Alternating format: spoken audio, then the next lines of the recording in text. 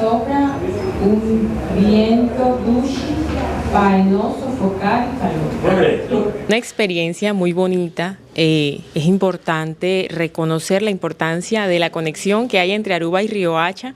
Hay muchos riohacheros que aman esa isla, entre ellos pues tengo unos familiares que han vivido allá, que han compartido allá, que constantemente están volviendo. Entonces es muy bonito conocer e ir un poquito más a fondo acerca de todo este tema que tiene que ver con lo cultural, ¿cierto?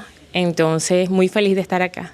Y cuéntanos un poco, usted tiene una función muy especial porque usted representa a los indígenas allá en el concejal.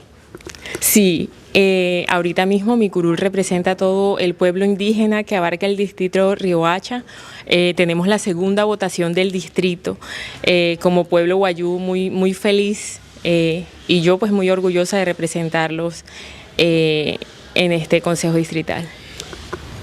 ¿Qué tan importante entonces es cuidar esta historia de los wayús y la historia que viene a buscar los extranjeros también que vienen de visita acá? Conservar nuestra cultura, conservar nuestra lengua, conservar nuestra vestimenta, conservar esto tan bonito, ¿no? Que es lo cultural. Es una riqueza, no vas a encontrar muchos pueblos indígenas en muchos otros países que aún se conserven, que aún tengan la lengua, que aún tengan toda esta riqueza que tenemos nosotros como wayú en La Guajira y sobre todo en su distrito capital, Riohacha.